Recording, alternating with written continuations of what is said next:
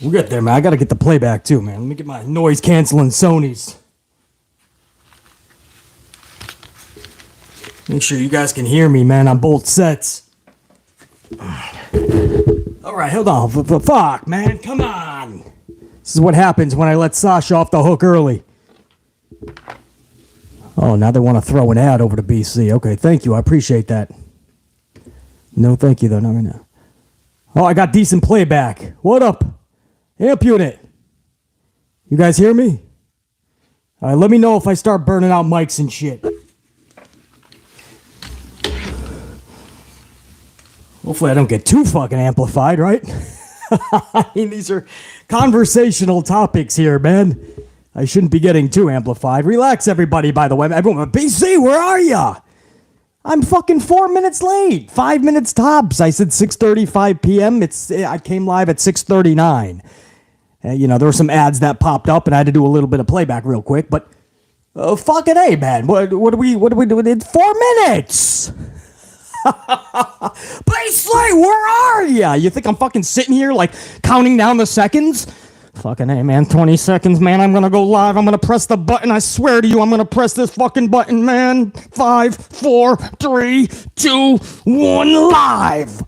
No, man. I'm getting shit ready. I gotta get my coffee. I gotta get shit situated. This is what I do. God damn. Give me 5 to 10 minutes up front, man. It's an estimated time, I set the time in advance. This one was 20 minutes of notice. Thank you, guys. This is usually where thousands of people are going to catch this over the next 24 hours and be like, when the fuck did BC go live? I never got the notification. This is where I tell you, don't worry, I only gave everybody 20 minutes of notice, if even. What up? Where's Beasley at, man? He said 6:35. Where the hell's Beasley?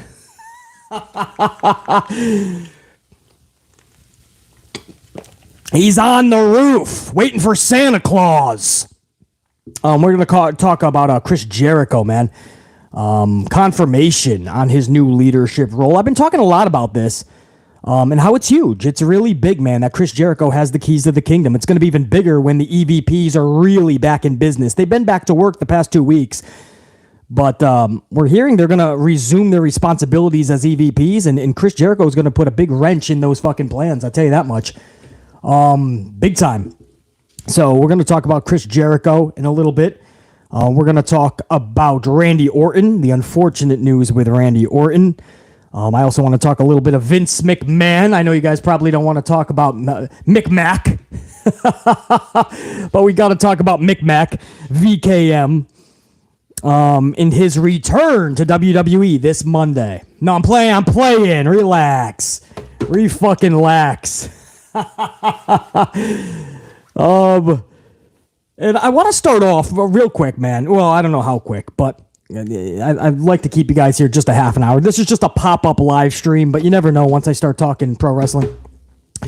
Earlier today, I mentioned a little bit of this wrestlers versus podcasters thing and this whole situation with Jade Cargill and Britt Baker and my boy JD from New York. And you guys, I mean, this thing blew up. I was once again the last to even know about this shit because you just know I don't do the whole social thing like you guys. It's the complete waste of fucking time, so I'm always last to know about everything. And I'm still not totally caught up to everything, nor do I think I want to be. But, I told you guys earlier, in the video that I put out earlier, because everybody was wondering my thoughts on it. BC, what about your boy, man? And I know you're high on Cargill, and what's the deal? What's your thoughts? And I told you guys that I couldn't really jump into it because I have such respect for both in different ways, right? I'm so high on Jade Cargill, obviously, for a million reasons I told you guys, and JD as far as what we do, and as far as our conversations outside of this bubble, this podcasting bubble that I've had with him, completely different dude outside of this shit. So I look at him on a different level as well. So I didn't want to jump on this subject in depth. But as I thought about it, I said, well, you know what? It's not doing this channel, it's not doing the community any justice if I am not going to talk about hard-hitting subjects like this, I mean, this is what the channel is based on. We always tackle the hardest fucking subjects, and we find a way to navigate to the truth. So I said, is there a way that I can focus on the conversation itself, wrestlers versus podcasters? Because that's what this comes down to. Who's right and who's wrong is the game that we play, right? I mean, that's what it all comes down to, right? The Jades and the Britt Bakers and all them are going to think that they're totally in the right for just saying they've had enough and just collectively jumping on JD on an early, Monday morning, Sunday morning, whenever this took place. And then, so they're going to think they're right. And then JD, and I'm using this as an example, and then JD's going to think he's correct because he was just giving his thought on a match, and everybody should have just let him have his opinion. And then we just go to war, right? And that's what transpired Sunday or Monday, whenever that was. And if you don't know what the fuck I'm talking about, all you need to know is a bunch of ladies from the AEW women's locker room that they kind of went at a podcaster pretty fucking heavy recently. And because on his podcast, he gives his thoughts, and on his Twitter machine or social media, he gives his thoughts, as we all do, and they've decided they had enough. So it brings up a good question. When is it okay for a wrestler to come at a podcaster to say, you know what you're saying is no longer valid because it crosses a line? Is it okay for them to do it? Business-wise, should they do it? Should they ever do it? Or should they maybe, if they're going to, maybe separately, privately, DM status, right? Like, I have an issue with what you are saying repeatedly. Please retract the statement or stop saying it or apologize because X, Y, and Z is the truth. Maybe that's a route they can go. But in this situation, you would have to look at it like Tony Khan, and I hate to do this, but this is where Tony Khan sets up his own problems. Tony Khan invites podcasters into his media scrum. He calls them media, right? The last I checked, JD was at these media scrums a couple of times. Maybe more. I don't know. I don't keep track. But I know a lot of podcasters. Denise Salcedo. Maybe Sean Ross is there. I have no idea. I don't remember him posting shit. But a bunch of people go to these media scrums. And it's not really media, right? It's YouTubers. It's podcasters. It's people like BC. Or maybe some of you that have a podcast and maybe you submitted to be AEW media. But the point is that Tony Khan invites them in, and now they are considered media. So now you're doubling down. They are the media. We are the critics, right? We are the critics. So now what happens is your wrestlers have a problem with your own media. Don't you think there's a better way to handle it than coming together and ganging up on a dude on an early Sunday or Monday morning? Don't you think we could have handled this better? And I'm not saying that JD's totally in the right, by the way. All right, and that's my boy, and I'll be the first one to tell him that the jabs at Britt Baker and the power. I understand the Charlotte Flair of AEW. As much as we have fun with that, saying some of the shit without hearing the other side of the story, I'll be the first to tell JD face to face. I would say, and the next time I see him, I'll probably fucking say it again. Dude, you can't do that with just one side of the story. You can't just have Thunder Rosa feed you one side and not hear out the other before you start slamming motherfuckers. And that's where the issue arose. So when Jade Cargill first said something about JD's critique, I should say, on the match itself between Jade Cargill and Marina Shafir, that opened a separate floodgate. That was just Jade Cargill standing up for Marina because everybody seems to shit on Marina Shafir. Now, I don't know how you guys feel about Marina Shafir. What do you think about Marina Shafir? I mean, right? I mean, I don't know the exact quote, but all JD said about the match was, "Oh, please no," or something like that. Please no. So that was innocent as fuck, right? I'm sure millions of people were fucking saying that. Actually, AEW doesn't even get a million usually, but whoever watches was saying that, right? A lot of people. No, that was separate. Right there, man, I can tell you Jade Cargill, and I am so high on Cargill, she is in the wrong. She's in the wrong. You can't just come at somebody in an early morning because they said, "Oh no, I don't want to watch this," or something. Who the fuck? This is your boss's media. He was at media scrums. He's got every right to say, "Oh no, please." Right? But no, that opened up the floodgates for Britt Baker and everyone else to jump in. They saw an opening. Now, this is a separate matter, whether you agree with Rosa's side or you understand that Britt Baker had a side of the story that maybe this podcaster, JD, should have listened to, right? Now she opens up. That could have been handled in a fucking DM. He's already having discourse with Jade Cargill. Why would Britt Baker and everybody jump on the fucking bandwagon at that moment? A fucking sneak attack on an early morning, probably before the motherfuckers even had a cup of coffee. Now you may not like JD, that's fine, but everything this dude says, he spits it out live. He's gonna spit it out, and he'll take the fucking punches on it. But you gotta give him the same respect and fucking if you think it's wrong, Britt Baker or anybody, let him know in the fucking DMs. Let him know privately. He's your boss's media. Let him know. You let him know, and maybe the narrative will change because you opened up to your media. It's what your boss claimed. You can't have it both ways. He's media when we want him to be, and when he doesn't like our shit, he's no longer media. And we're all gonna jump down on him. Who are you, you Mark? Mark? He's fucking asking your boss questions at media scrums. I don't know. BC's just fucking confused. I'm trying to see the irony in all this, the contradictions, the hypocrisy. Oh, BC, you're just sticking up for your boy, man. How do you figure? I just said I'd be the first to say how hard he went on Thunder Rosa's side and not listening to Britt Baker first. I'm the first to say he was wrong. But for them to jump on him like they did, man, you're the pro wrestlers. He's the fucking media. He's the critic.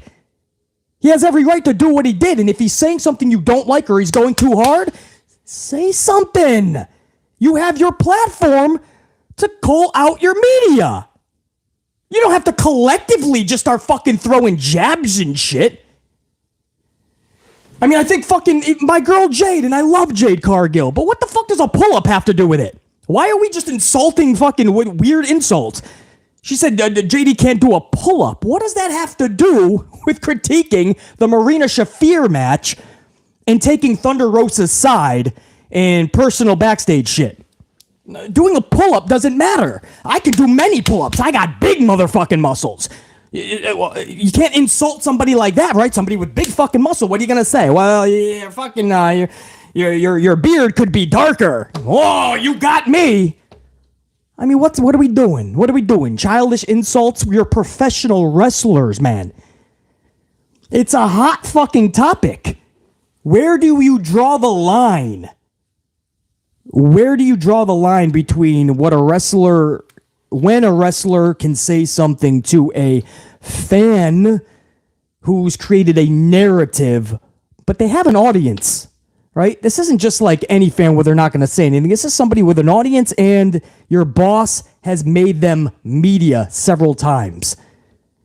Why not handle it just in a private matter? If the DMs were open, which I believe they were on all parties, just fucking handle it privately. Why would you let it manifest? Unless you were orchestrating like this everybody all at once type mentality. Everybody, as I said earlier, just in the wrong because nobody was making correct decisions, man. And this isn't about fucking... This is... I don't understand. Do you guys think it's all right for wrestlers, anybody live right now, thousands later who are going to catch this, because I only gave you guys 20 minutes notice to go live. So most of you are going to catch this later and not even know I was live. That's just how I roll. I got a fresh fucking Dunkin' coffee, and I wanted to shoot the shit for a half an hour or 45 minutes.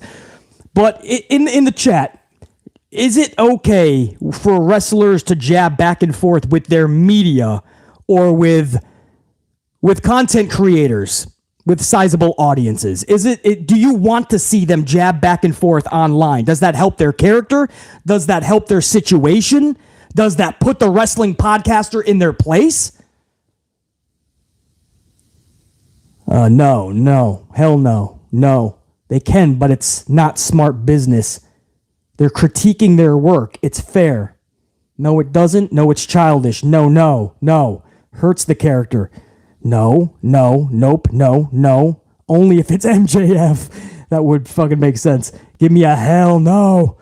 No, it's childish. Hell no. Not always, but they do have the right to do such. No question. I mean, everybody had a right to do what they did on that Sunday, Monday, whenever this was. No, they asked us to let them know how they're doing. That is what Cody and all them said when AEW started. Let us know how we are doing. You should be professional at all. For BC personally, it ruins any credibility when I see wrestlers just going back and forth with fans or content creators. If it's media, maybe that is a different thing, and maybe the blue check mark elevates not just status, but elevates the critique on the check mark. So maybe JD is now under a bigger microscope because he has a blue fucking check mark on his. I don't know. I don't do the whole social thing, but maybe that's now where they're like, all right, motherfucker. Well, you're going to play ball. You're going to say what you want about us. Be prepared. Here we come, and maybe it's one of those situations with the wrestlers, but it doesn't seem like it's smart business. I don't know what, in the end, this only hurt Marina Shafir and Jade Cargill on Wednesday night because there was a black cloud over that match. For a lot of people that do know the situation or did know the situation, there's a black fucking cloud over that match. A lot of people are watching for the wrong reasons at that point. And I don't feel anybody wins here. Jade Cargill is not going to win out of this. Marina Shafir, they're going to get nothing by trying to jab JD. Britt Baker is going to gain nothing from this, but maybe JD pulls back a little bit. From what we know, JD admitted he was wrong in a big way, and he apologized privately to Britt Baker and all the parties involved. So he's apologized. He takes ownership that he fucked up and only took Thunder Rosa's side and totally blasted Britt Baker. He already apologized. So I don't see any reason to keep it going and saying this person's more in the wrong than this person. No, listen, things were handled bad on all accounts. Apologies were made. And hopefully everybody does better in the future, man. Handles their shit better, right? That's all you can ask for. Because this has been I don't know about squashed. I mean, if they don't like somebody, they don't like them. I don't know how that's going to be. JD is somebody who wants to elevate, and I honestly think he sees himself in certain areas inside an organization like AEW, and he knows he'd be really good there in certain aspects. And I'm sure now he's thinking, damn, did I just burn a bunch more bridges? And it's fucked up the way that it happened. And again, I'm not sticking up because he's my boy, but I mean, I've been there. I have burned bridges myself trying to save him from his burning bridges. I mean, if you guys saw how hard I went on the Baron Corbin shit when Corbin tried to call him out, I go hard for... The thing is, if I see a different side, if I know the qualities that you possess, if I know that you could be instrumental in what you want to achieve, and I know you got what it takes, and I know there's a different side, and there's the entertainer, I'm going to give you the utmost respect, and I'm going to go and I'm going to ride with you. So whether it's popular or not, man, I'm absolutely going to stick up for a dude who's being attacked by pro wrestlers when he has every right to do such. And Baron Corbin, this is not the first time he's done it. So I'll burn some of my own bridges trying to save my boy. There's no question I will. This is one of those situations where there was an underlining issue before we talked about Marina Shafir and Jade Cargill's match. There was an underlining issue, and it had to do with Thunder Rosa, Britt Baker. And And JD already apologized from what he has said because he knows he should have gotten both sides of the story. It's all good, right? Am I fucking right? No, that's wrong, Iman. That's absolutely wrong. JD does care. That's what I mean. You don't know JD. You think you do. He does care. He cares a lot about what he puts out to you guys. He cares about his status. He cares about where his career is going. He doesn't want to just do a podcast. He wants bigger. So he does get frustrated at this shit. He absolutely cares. If you think his number one goal is to be a number one podcaster, if you think that's what he wants to hang his hat on in life, I was a number one wrestling podcaster. Then you don't know JD. I don't understand any way to tell you. I've had deep conversations with this fucking guy. I know the way he actually thinks. You don't know. He does give a fuck. This does bother him. He does feel attacked. Now, whether you think he's playing a victim card or anything and he's just getting back what he dished out, the point is these are the wrestlers. And it's two separate issues that they formed together and all jumped on him at the same time. That's not how you conduct business when you're an elevated professional. They are the talent. So they have even more of a fucking responsibility before the media or the critics. And if they are wrong, the media and the critics, and they need to get it right, the talent wants to get it right, then you fucking let them know. That wasn't the way to do it. You know that. I know that. We all know that. That wasn't the fucking way to do it. Come on, man. Dave, good to see you up in here, Dave. Yeah, Malachi, he does, man. And that's why, earlier today, I said I didn't want to talk about it because I have such respect for Jade.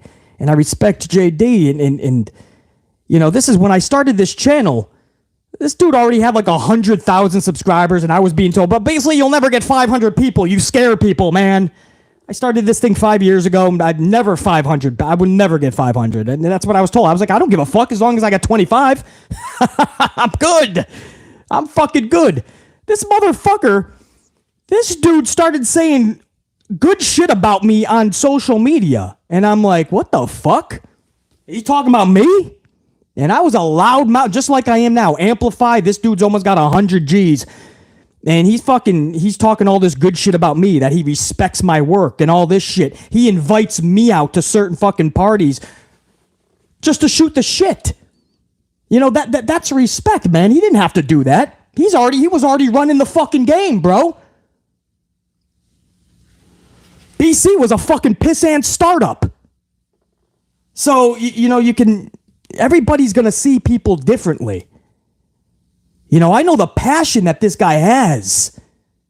I wish you all saw it too. I wish you really did know the real JD a little bit better, because then you understand why he does shit. Otherwise, you don't know, and you just either really love him or you really hate him. But I wish you saw the real dude. Because then you understand why somebody as amplified as BC rocks with him. And I understand all accounts, and I'll be the first one to tell him face to fucking face. Bro, you should not have went at Baker like that without hearing her out first. Because BC has also heard a lot of stories that were actually in the positive for Baker and what she's done backstage. And it's not just that she has a clique, because even the Tony Storms and the Cargills and so many others have had problems with Rosa. Maybe it's not just one side of the story. I'll be the first to say that, man. The cool thing about him is he will admit when he is fucking wrong. Instead of just doubling down, he will do it. But just show him, prove it to him, and he'll fucking rock. It's amazing, man. It's amazing. Anyway, I felt it was it was an injustice if I didn't talk about this a little more. I thought about it in the earlier video, and just because I have respect for both, this is a bigger issue, man. And when wrestlers have a problem with their media or with their critics, there has to be a better way to handle it than just war. It can't just be war. It can't be. Because even though I was the last to read some of these fucking social media posts and know about this shit, it was a lot. I didn't even go over all of them. It was too much. I don't have that time of fucking I don't have that type of time. Sunday afternoon, I'm closing out a $300,000 deal, and I get 8% as a commission rate on it over in California. Yeah, a lot of that business back and forth in California in October, man. I get 8% of that if this goes through. So yeah, I had a lot of fucking shit going on, and I'm fucking reading some of this by phone. What was it, Monday?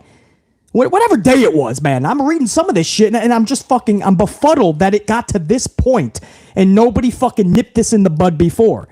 Wrestlers have to do a better fucking job if they don't like what's being said.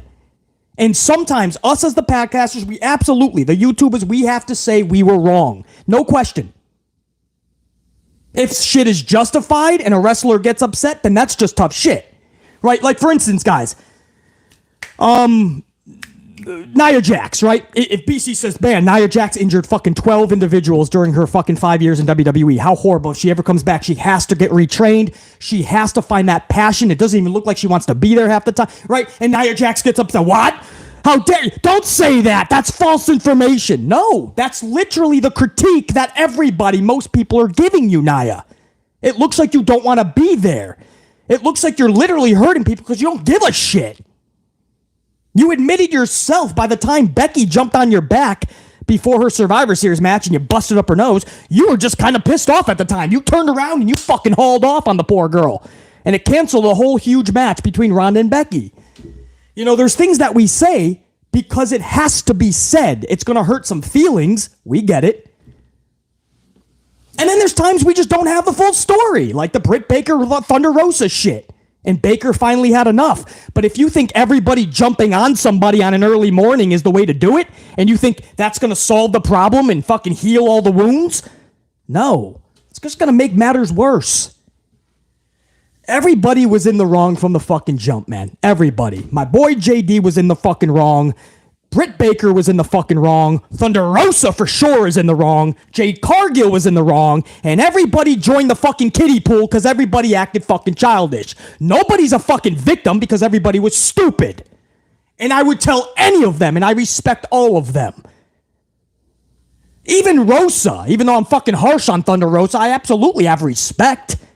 I don't know her fucking person. I know everything that we know about her, everything that we've heard. It's not the best. But I have respect for everyone. There's nothing I just said right now would I not say to any of them. In fact, they probably need to fucking hear it.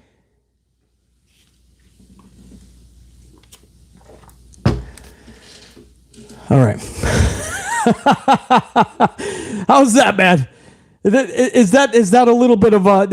Can I put some closure on that shit? Guys, are you okay? Because for the last 48 hours... BC, what do you think about that? BC, what do you think about? What's your comment on this? What about your boy BC? I know you're high on Jade Cargill. What do you think about what happened? There's it, man. Is that okay? Can I leave it at that? And hopefully not speak about this again? Can I please not talk about it, you know? Because that's difficult for me. I respect the parties involved. It's easier when I don't, because then I can just flip out a little bit more, you know?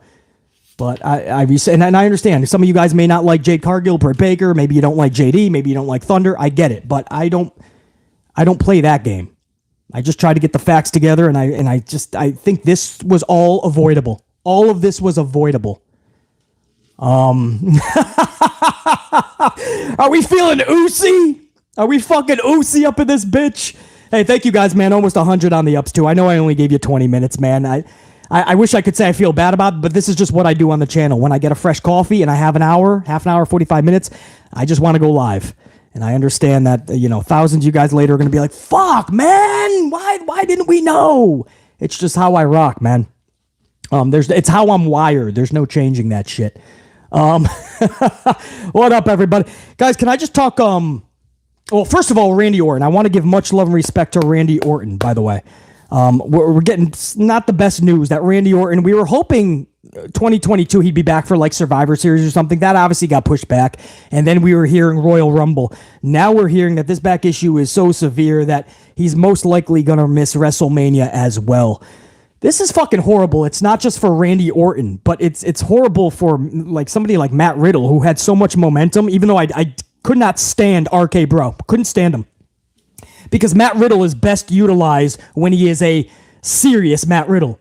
So I was hoping that when Orton came back, he's going to turn on Riddle, and then we're going to get a real serious Riddle taking on that legend killer type Viper of Randy Orton. I was waiting for that shit, and I hope we do get it sometime in 2023, but it does not look like it's going to happen anytime before WrestleMania. It looks like this injury is so severe, so bad, that they're totally taking Orton out of any Mania plans.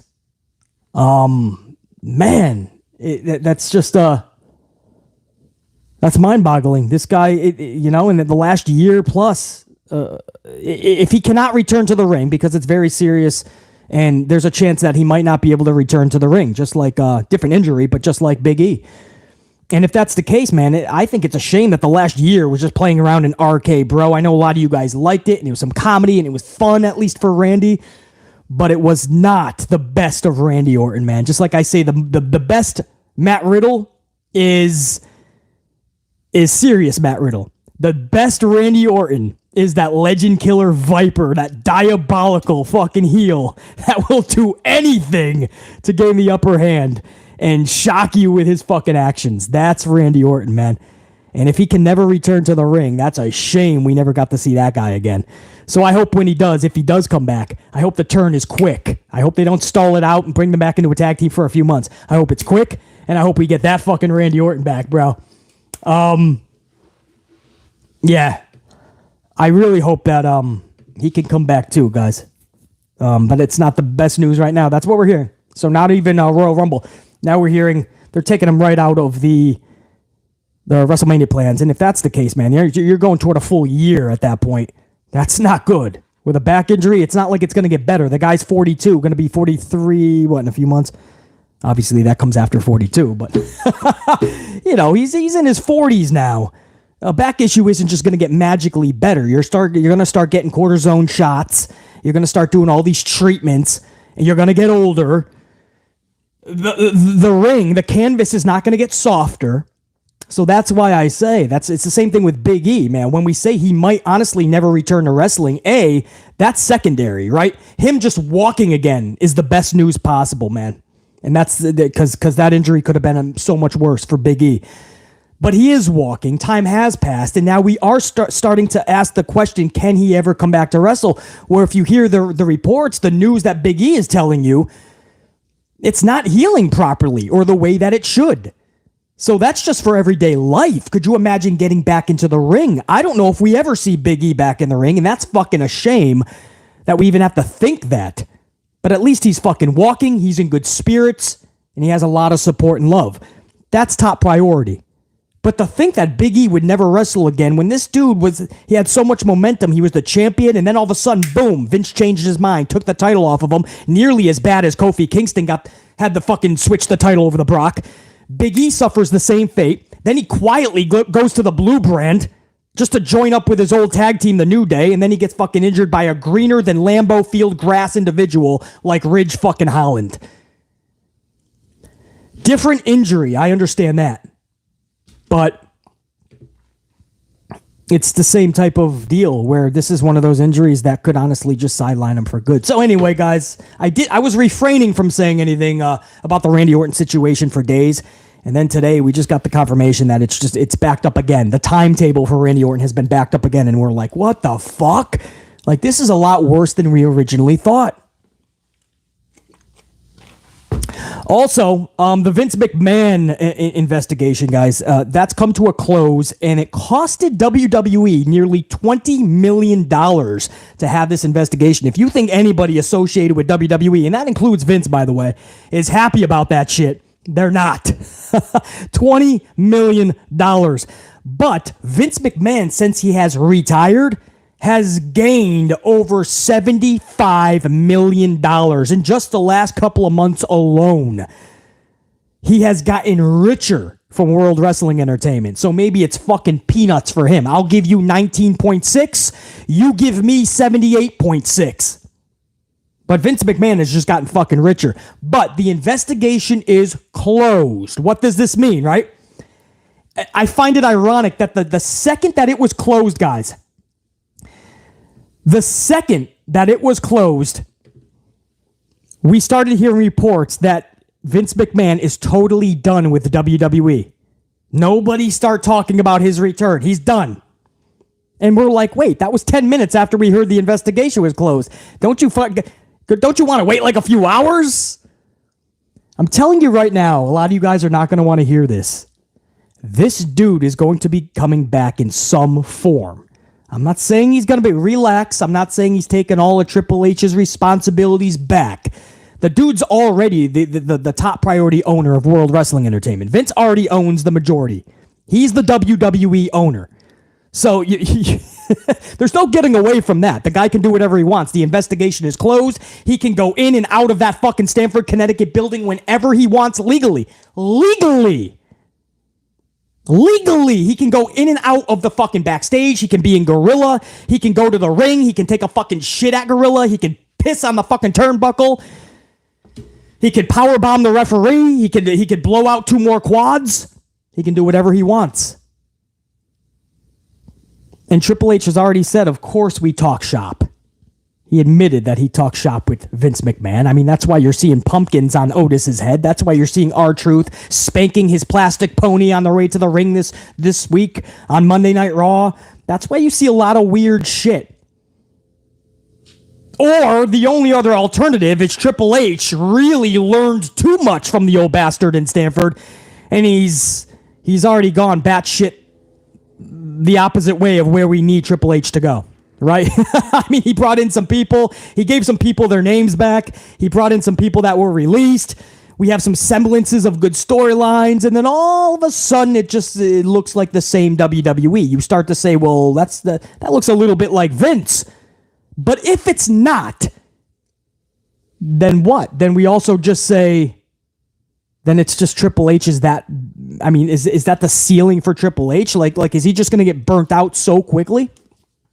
Because what happened on Monday, you guys, we talked about it so many times. You guys know, right? Damian Priest should have never been losing that match against Carl Anderson. I'm not even saying Anderson should have fucking lost. The match is just weirdly booked. Judgment Day was just getting steam and momentum. Why the fuck would Damian Priest just lose flat on his back looking up at the lights when Judgment Day was starting to look and feel like a real faction? Why would Nikki Cross on her first night back lose as the old Nikki Cross? Why would she just lose flat on her back looking up at the lights? Why would your Money in the Bank briefcase holder, Austin Theory, lose flat on his back looking up at the lights to another heel, Seth Rollins? Why would you even book the match? Why would Damage Control, after 49 days, lose their titles on a Monday Night Raw to Alexa and Asuka just because you have nothing for Alexa and Asuka? Why would you do Damage Control that dirty? You can't say because Bayley's going to get the belt on Saturday, BC. Okay, then they all would have titles. Even better for the faction. Why would you fucking devalue that image of all of them holding gold 5 or 6 nights before just to hand the titles over to Alexa and Asuka and only give Damage Control 49 days of a reign and make everybody see that they're not relevant? Why would you do that? Why? You guys see that the booking was absolutely ass backwards on Monday, and we're told that this is Triple H's World Wrestling Entertainment.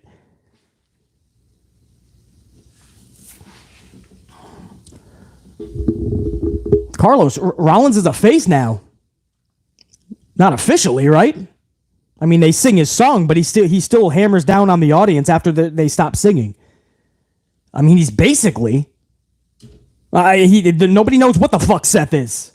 I guess they're going for a tweener shit. They're trying to do it for the Jericho thing, right? Where everybody sings Jericho's music, and then afterwards he can go back to being a heel.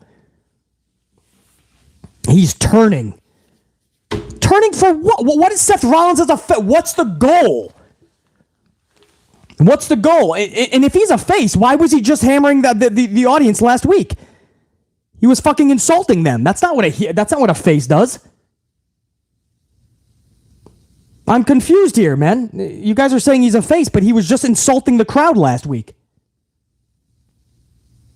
I think you guys are just as confused as the Ant-Man. I think you're just as confused as World Wrestling Entertainment. That's what just happened live, bro. Live, we just all got confused together, right? That's what I mean. Nobody fucking knows what Seth Rollins is. He's a face. Oh, shit. You're right, BC. He was insulting the crowd after they were singing. He's a heel. But why'd he face another heel in Austin? Why's the Money in the Bank? I don't even fucking know, bro. And this is booking botches. And when your audience is confused, you know what they do? Guys, there were studies done, right? Harvard, Yale, Princeton, all the top colleges. There were studies done. They found out that when people get confused, most people don't try to find the answer. They run away from the problem. They abort the mission. That's what people do. So when people get confused, they're not going to fucking sit there and try to solve or try to decipher what is happening on their TV. They're going to pick up the remote control. They're going to change the fucking channel. They're trying shit out, Carlos said, to see what works. Just use live TV for that. Fuck it. Fuck it if the product is fucking suffering. The characters are fucking confusing. Fuck it. Back in the day, they used to do that at live events. Now the live events are just as confusing as the fucking TV shows, the TV tapings. You can't even, bro. You can't make this up with it. You can't do it. I used to hate when Roman Reigns and John Cena were tweeners. And you get the 50-50 reaction. And nobody wanted to do anything about it because as long as they're making noise, we're going to keep Cena the way he is. And there was like 3 or 4 times where Cena should have turned heel because he was blocking new faces from coming up. There was a plethora of people waiting to set up really good feuds. And John Cena could have been an awesome heel several times. He didn't want to do that. He wanted to be Mr. Make-A-Wish. He wanted to be the face. And he did not want to move out of the way for anybody else. Roman Reigns, for fucking nearly 5 years, was shoved down our throats as a top face when half the audience didn't even want to see the dude. Literally would get booed out of cities like New York, Philadelphia, Chicago, and so many others. You turn them fucking one way or the other, you can get better storylines. It's going to be better for the fans and the company. You saw that, right? For 5 fucking years. Roman Reigns versus Brock Lesnar 85 times. Roman Reigns versus who? Seth Rollins. Who the fuck knows? And nobody ever gave a shit. The guy turns heel, and all of a sudden he was thrusted into the family feud with Jimmy and Jey Uso, and it captivated the whole wrestling world. The whole acknowledge me shit, man, and the merchandise sales went even more. The Sami Zayn shit right now with the bloodline. You would have gotten none of that had they not listened to us. So I don't know what the fuck they're doing, man, on that front. What even got me started on the whole Monday Night Raw? Oh, yeah, Vince McMahon. The investigation is over. He's making more money than ever before. And you get a greedy bastard like Vince, and you get somebody who honestly has played the role, thought he was God for so many decades. And if he gets that fucking itch, and he wants to show everybody who's in charge. My daughter, my son-in-law, Nick, anybody. The second he wants to come back, I don't give a fuck if it's for a whole show and he just wants to write a whole show just to show everybody how it's done. Do not be shocked if you hear in the near future that Vince McMahon was in Gorilla and calling shots somehow. Don't be shocked, guys. That's all I'm saying. Don't be shocked. Yeah, I want to go over to the Chris Jericho news. I've been talking about this a lot lately. Chris Jericho getting more and more power in AEW, more than the EVPs for sure. And the latest that we are getting is from Tony Schiavone himself, who is confirming everything that BC has been hearing. Because I know some of you guys are still like, BC, I know you're saying this and I trust you because you're usually right. And you do have outside fucking sources that are telling you this. But until I really hear it from people in AEW, you know, it can't just be Wardlow saying, yeah, Chris Jericho has stepped up. Well, here you guys go. Here's going to confirm. And this isn't a pat on the back because I knew I was right. But here's Tony Schiavone when asked about Chris Jericho and how much power this dude has these days since signing the new contract. Tony Schiavone says, and I quote, he's just kind of a leader right now. He's a leader of the locker room. That's basically all that I know about it. When we have locker room meetings, he runs things. There's a number of athletes that he's kind of in charge of right now in their creative. Tony Schiavone confirms that Chris Jericho is currently controlling the creative of many of the wrestlers right now. Other than that, Schiavone says, He's a guy that has a lot of clout. Now, number one, it's just awesome to see somebody like Tony Schiavone using the word clout. But he admits right now, Jericho has the most clout. And because he has that clout, he says something the wrestlers take it to heart with Jericho. I don't know if he really has an official title like we do, but I just know that's kind of what he's doing. Call it the team captain, for lack of a better word, but he is running things. So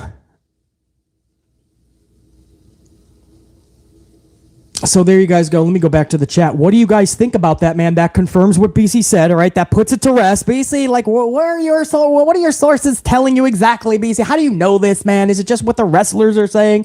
No, this is from people in the fuck that know. People in the inn. I wouldn't just fucking say that shit, man. The wrestlers started saying it after BC told you about it. But, so I don't know how you guys, how do you feel about it? Basically, Chris Jericho is the new Triple H of AEW. What Triple H was to WWE, now Triple H has a bit more power now, obviously.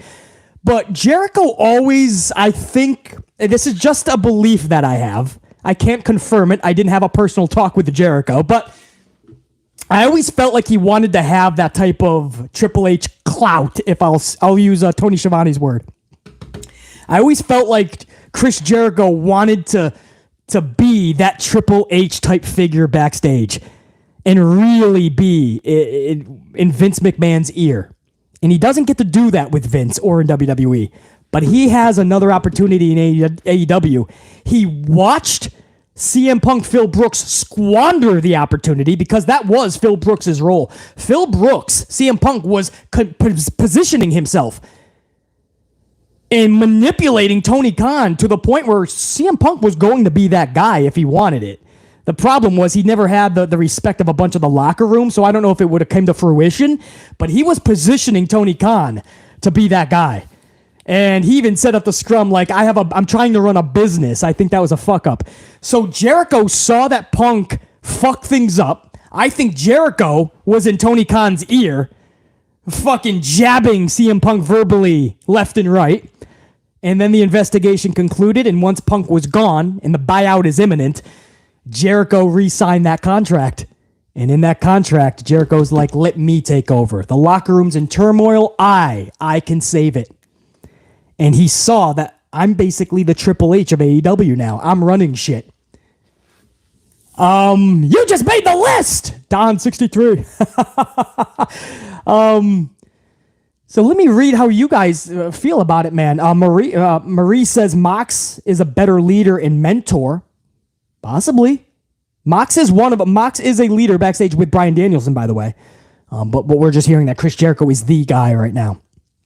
Bash, did Jericho book yesterday's Dynamite because it was horrible? You gotta wonder. I mean, Tony Schiavone confirms that Jericho is creative now for a lot of the talent. So it does make you think. Iman, he was jealous of H and never got with Stephanie. Yeah, Iman, I know. That's a lot of people say that, bro. Carlos, can Jericho even be trusted? Unique Butterfly. I'm not totally going to hate on it. At least we got someone who is experienced to run things and seems to have a level head on how to do things. Yeah, I mean, that's definitely a way to look at it because before there was just total anarchy. But you just hope that Chris Jericho doesn't let the power get to his head because that happens a lot with people that are usually level-headed, and the power that they get, oh man, if it doesn't help them.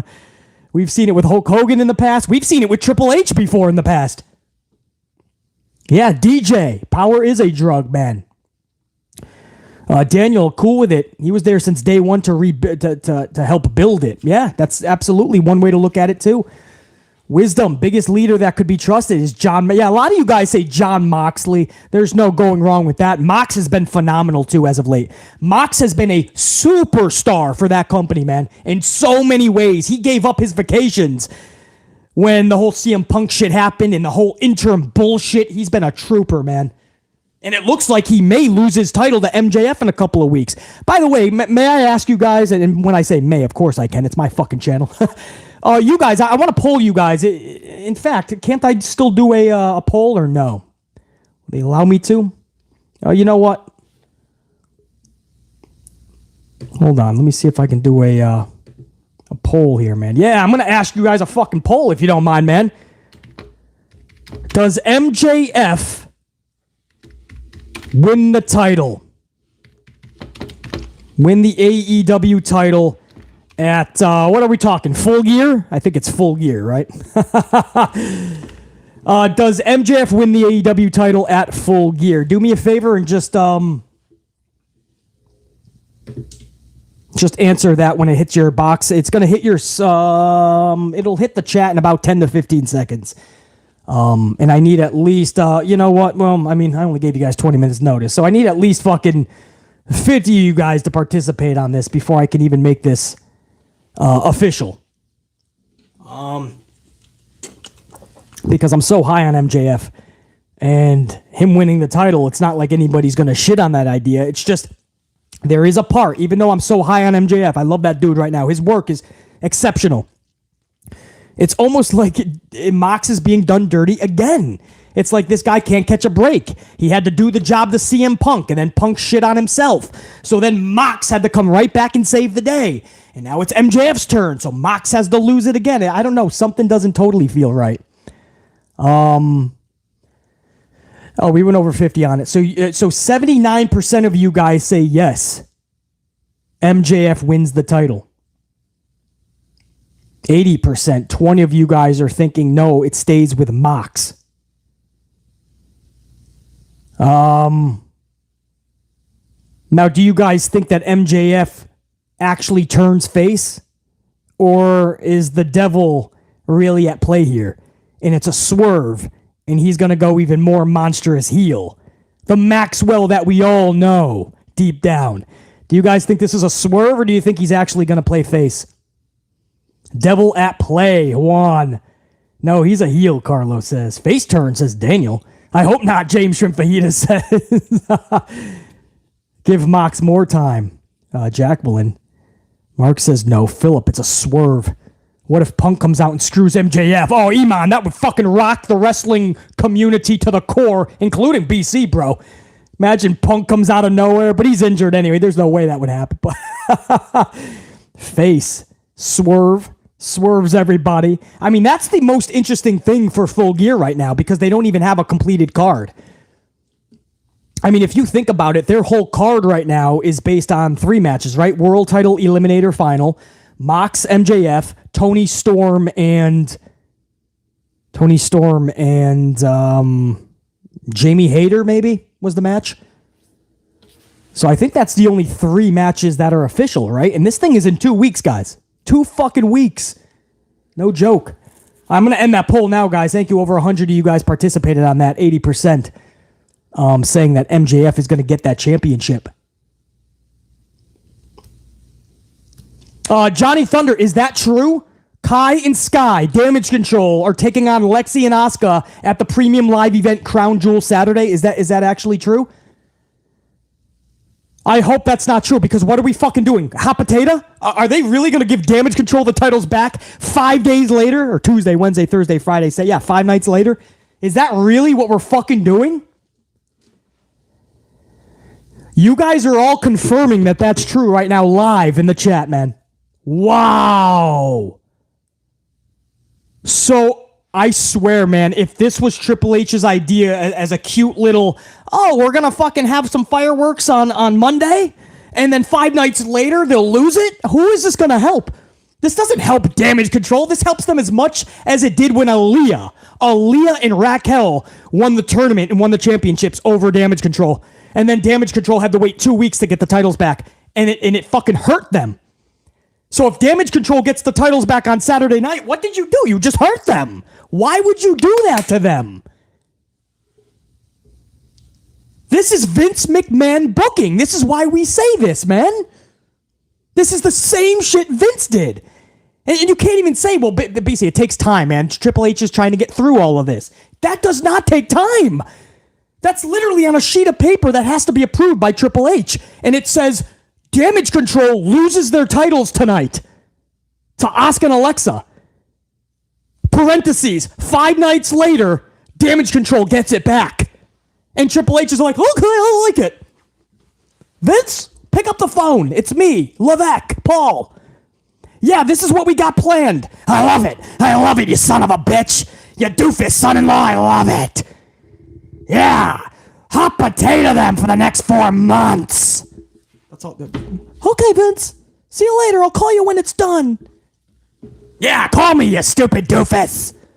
That's the conversation. That's what you're fucking telling me. That's the fucking conversation. If you're going to play hot potato with this shit. Yeah, doofus. Yeah, hot potato. That's my doofus. That's what you're telling me. Because this is no better than what I've been seeing for fucking years. The hot potato bullshit kills everybody. You're 50-50 booking people. When you 50-50 book somebody, you are deepening them into the hole of obscurity. And it will benefit nobody. Not because BC, a podcaster, is saying this, right? Not because a YouTuber is saying this, right? No, we're not trying to get Jade Cargill and Britt Baker and fucking Alexa and fucking Bianca Belair and Damage Control to get pissed off, right? And start calling out the fucking podcasters in the... We're not trying to do that. We're calling it what it is. Based on facts. We have seen for years that 50-50 booking hot potato has ruined talent.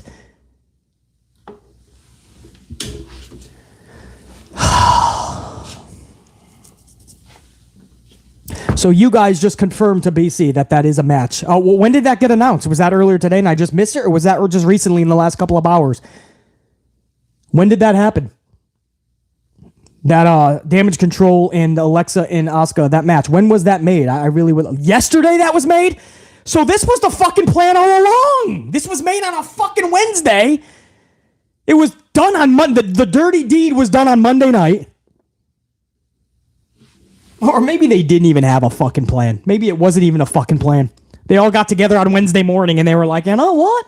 What if we just run it back?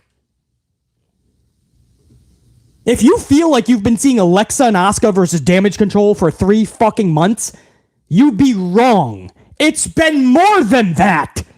They started on July 31st. August, September, October, it's November now. It's not a storyline. They're just beating the shit out of each other every week. I can't even fucking... You can't make it up. Oh, man. If Damage Control gets the titles back, then not only did Triple H ruin Damage Control, literally put the final nail in their fucking coffin, because I can never even look at... some of the best wrestlers in the fucking world for females. Io Shirai, Io Sky, Dakota Kai, and fucking Bayley. And I can't even look at them correctly because of how much they fucking Triple H has damaged them. The only damage was done to Damage Control. But if they give the titles back to them Saturday, then in the process, you just helped damage Asuka and Alexa even more. Even more. And you already didn't have anything for them. They were off TV for 2 fucking weeks. We thought that Triple H was doing something special with Asuka and Alexa separately. No, this is what they had planned. Ooh. You can't even, bro. And again, there's going to be so many people that are okay with it. I don't see why everybody's unhappy with this. Can't we just enjoy wrestling? Can't we just enjoy...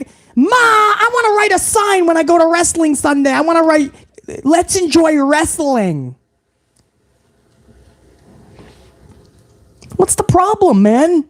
Why is everyone critiquing this, man? It's just pro wrestling. It's not that serious. We're trying to fucking help. We want it to be fucking entertaining. You don't think we're doing this because we want the entertainment factor? You don't think we want to see some of the greatest talents of today's generation prosper? Do you wonder why stars are not created in World Wrestling Entertainment anymore? Do you wonder why? This type of booking. We saw it from Vince McMahon for the last 10 years. It's been going lower and lower in terms of standards and his booking for his talent. Now that Triple H has taken over, just because you bring people back, just because you slap their original name, does not mean you're booking them properly. People got their name back. Okay, Austin Theory is still a fucking bum. That's what I saw on Monday night. He's just a bum with extra luggage weighing him down, the Money in the Bank briefcase. Nikki Cross is crazy Nikki again. Okay, flat on her back looking up at the lights. Dakota Kai came back. Okay, for what? This?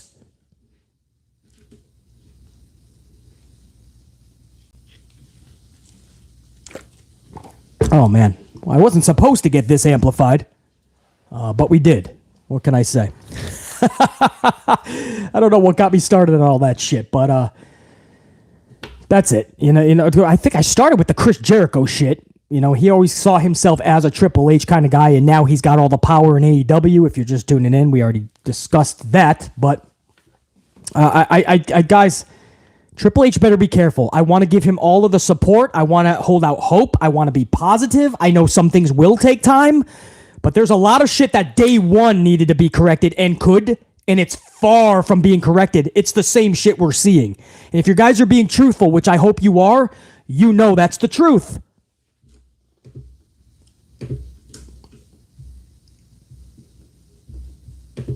Hold on, some of my fucking supers up in here, man. Some people threw BC a coffee during all my fucking ranting. Hold on. Big Nang, by the way, thank you for that super thanks yesterday, brother. Much love and appreciation on that. I want to give a shout out to Ashley Stegels with that 179. Sasha, hit that music, baby. She's gone, man. It's late. Ashley Stegels. The next video that hit my music will be just for you, Ashley Stegels. How's that, bro? I appreciate that, Ashley. The next one will be for you. It's later now, man. It's going on 8 p.m. Eastern time. Even I got to release the employees. Reese up in here. What up, Reese? With that coffee 5 spot. I had fun at Dynamite last night, but I was bummed MJF and Hangman weren't there. But I popped hard for the Acclaimed and got a foam scissor finger. So you were there for Daddy Ass's birthday celebration.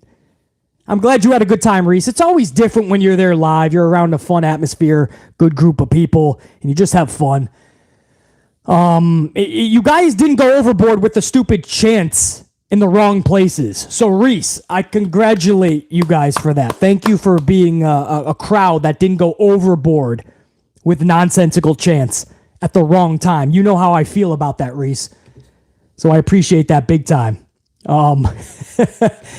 You got, I don't know, Reese, how you feel about Wardlow and how they're using him. I mean, just coming out in his little dress shoes and his little suit, and they announce him as one half of Ward Joe, and then he gets beat up by Powerhouse and we go off the air. I mean, could they do any worse of a job with Wardlow? I don't know. I don't want to fucking jinx it because Tony Khan will somehow say, hold my beer. Probably Chris Jericho booking Wardlow. Dante Jaron 23 $4.99. What up, Dante? I listened to two, but I believe JD puts his in his mouth at times. But it's obvious that they was waiting to get him. That wasn't even the worst that he has said. Yeah, JD from New York. Yeah, and the Jade Cargill, Britt Baker situation. Yeah, no. That was orchestrated. That was not from that was nothing that he posted that says, oh no, about a match. That was not about that. That was the opening. They just wanted to see if he would bite on it. Once he bit on it, then everybody jumped down his throat for past shit that was said. And that had to deal with Thunder. Anybody that knows the situation knows this is Thunder Rosa manipulating the IWC. It's what she does. She pops in and out of live streams. Thunder Rosa goes on Busted Open and tells her story. She knows how to play the IWC, so she's the victim. That's not shade. It's what she does. Hey, in a way, congrats. It's worked for her. She's holding the title right now, and she's playing the IWC. But what happened is eventually Britt Baker that was enough. She had enough. And they all fucking jumped in, and they handled it wrong too. You could say JD was wrong because he only put out one half of the story, the Rosa story, and just hammered down on Britt Baker. But Britt Baker and all of them handled it completely wrong. If it is a false narrative, and your boss, Tony Khan, invited JD himself to the media scrums before, so in a sense, your boss called him media, and you are claiming he's got the story wrong. So you handle it in the DM like he asked. JD asked, just handle it privately. Let me know then. Instead, they all jumped down on him at one time. Britt knows that was wrong. I'm so high on Britt Baker. I'm so high on Jade Cargill. I love them. They were wrong. Everybody was wrong in this situation.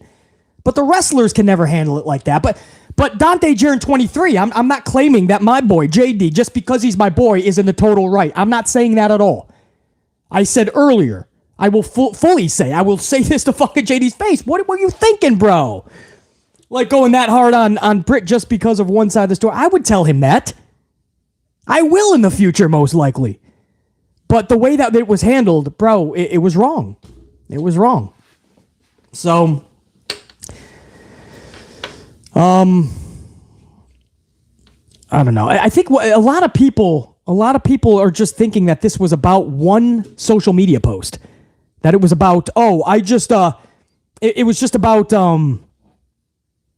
JD not liking a Marina Shafir Jade Cargill match. No, that was just the open opportunity to have the discourse.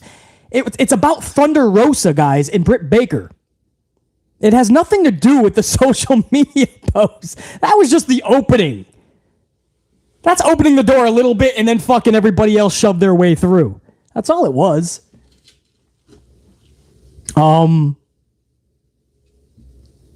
Yeah, I don't know, man. That's the deal.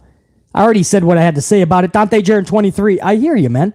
I said earlier, nobody's really in the right here. Everybody basically had a place at the kiddies table because everybody acted fucking childish in this, man. There's no way that this should have gotten to this point.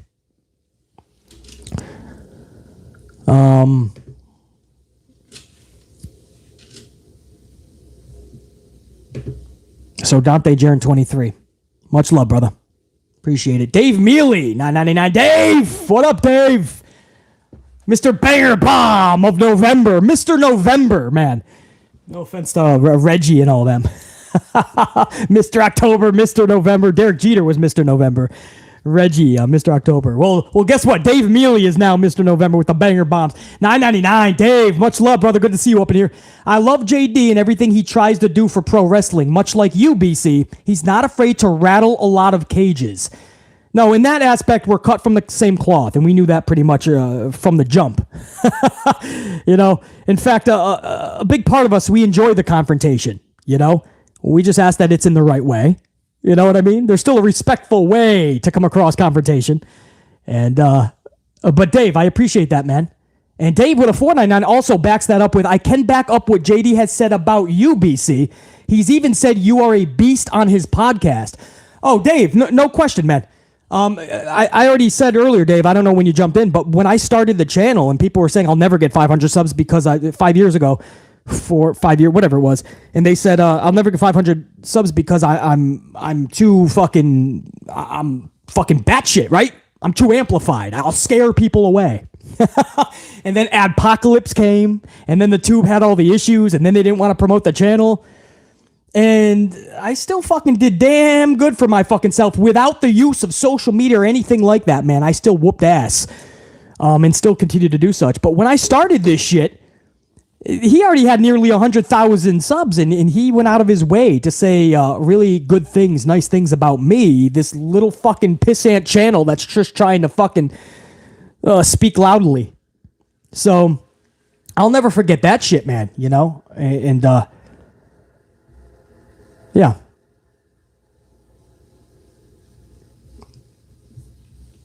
Yeah, man. That's why I always say, I'll always, if it's just a wrestler coming down on one of our either opinions or the way we're critiquing something, I'm absolutely jumping in to defend.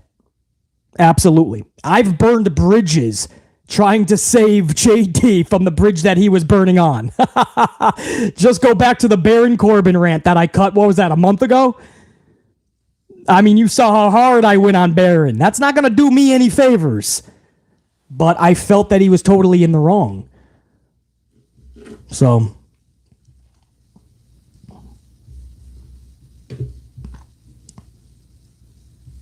Dave, much love and respect, brother. Jacqueline Robinson, 5 spot. It's madness with the WWE booking and nothing making sense. When watch WWE, I lose brain cells. We appreciate your live stream and videos. Jacqueline, you and me both, and I appreciate that you appreciate the channel. So I'm gonna take that appreciation, give you a big swig of Dunkin' coffee to show my respect. Jacqueline, it is always good to see you up in here. Just like the insane hippie insane, how about that name, with that 10 spot. Jericho cannot book anyone but himself well. It will be like having a combination of Cena Hulk booking for you. Oh no, don't say that. Strip anyone who wrestles of any and all booking decisions. That includes the EVPs. I agree with that.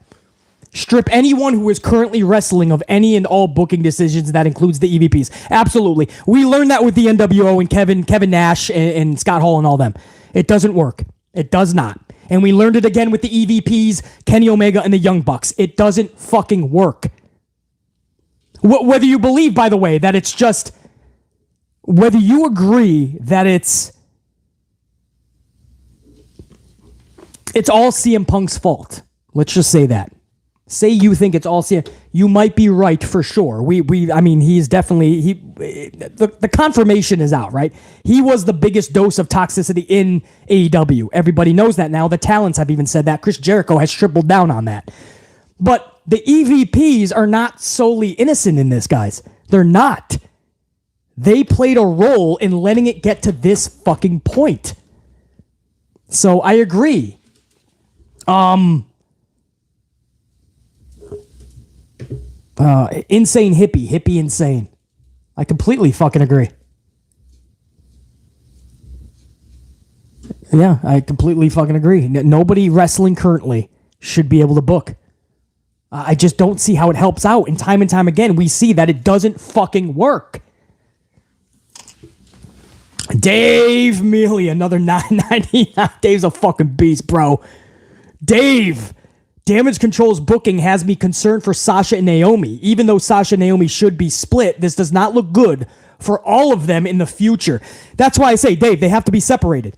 When Sasha and Naomi come back, they need to be fucking separated. It's done. There's no need to bring them back together. Why would Sasha and Naomi be in a tag team still? Why would they be in a tag team? There's no reason. They should have never been in a tag team. But because they're friends in real life, Sasha said, okay, I'll give this one more shot. Naomi had nothing anyway either. So Naomi's like, okay, Vince promised us a real tag division. Vince promised us titles, a title reign, and we could make something of this. Vince changed his mind, lied to them, and then had them fucking in a match with the singles champions, and they were going to job out and then go back to the non-existent tag division. There's no reason when Sasha comes back she should be with Naomi, and vice versa. Should not happen. No fucking way. Meanwhile, Charlotte Flair's probably going to come back, guys, and she's going to take somebody's title. She's going to, and Ronda's a fucking heel right now. Charlotte's going to have to be a heel. They might try to bring her back as a face, and it's going to fall flat immediately because we've already seen her turn face and heel 17 times. You know why? Because nothing she ever does connects with the majority of the audience. So she's going to have to turn heel. Well, what the fuck does that mean? Does that mean Bayley doesn't get the title, Bianca keeps it, and then we do Bianca and Charlotte at Mania again? Because that's what you're fucking telling me.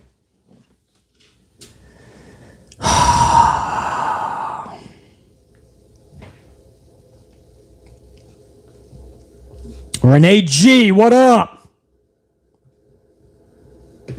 Sir Charles, what up? Dave, beast, bro. Fucking beast. Mr. November up on the fucking channel. Dave Mealy, everybody. Oh, hold on, man. There was another round, man. Hold on. Hollywood guy was up in this bitch. Hollywood guy with a 5-spot coffee says, so Vince must be backstage enforcing Triple H to do this, right? Or is Triple H just that bad? I hate to say that about Triple H. Hollywood guy, that's what I'm asking.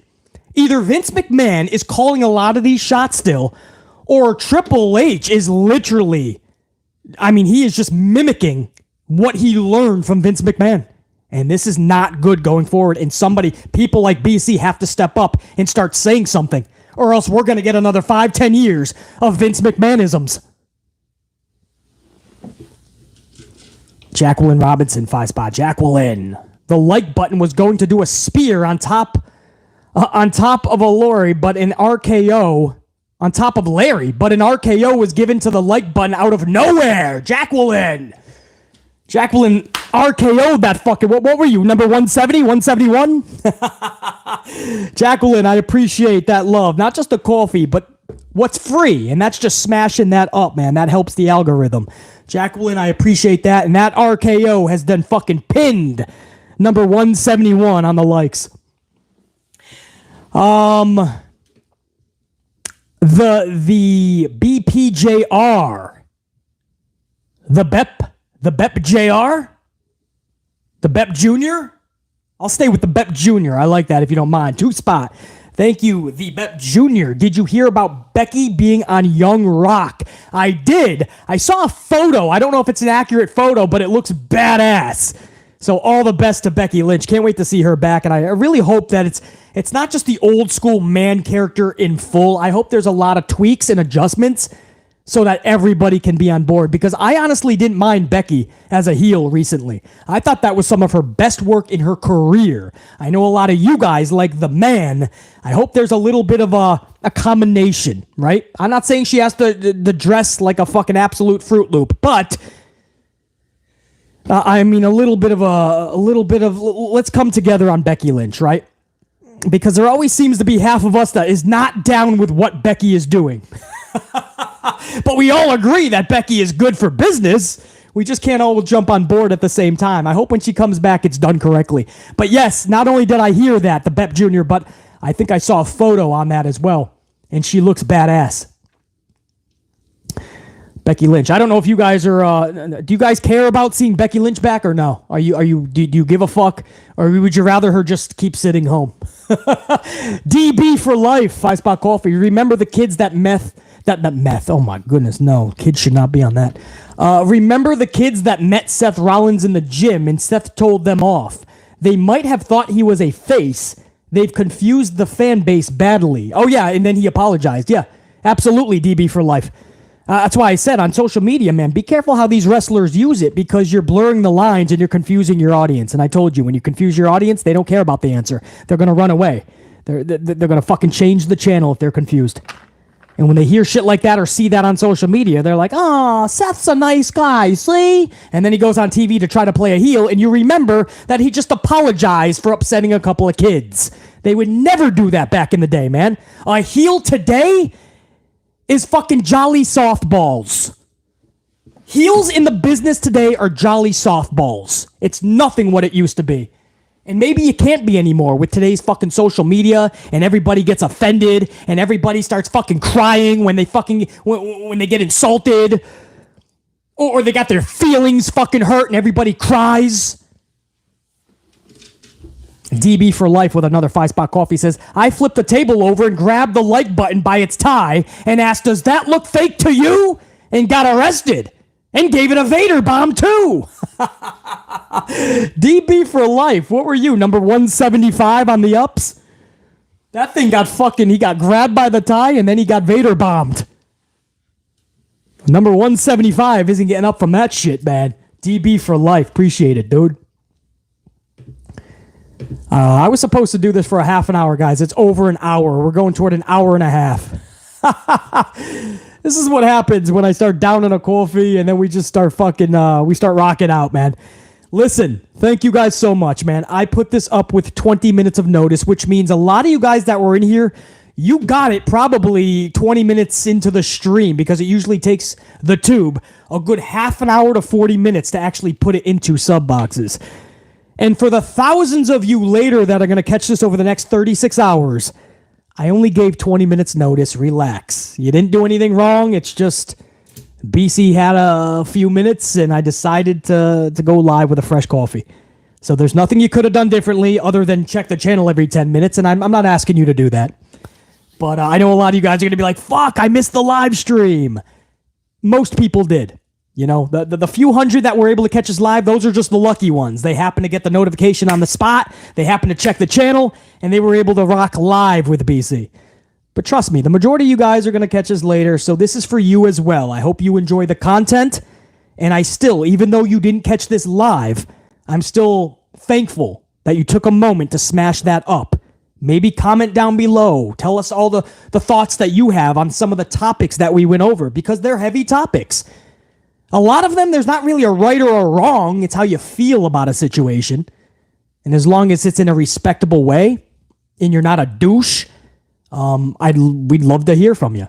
And we'll keep your comments up. If you're a douche, if you're not respectable, no, you and the comment will be gone.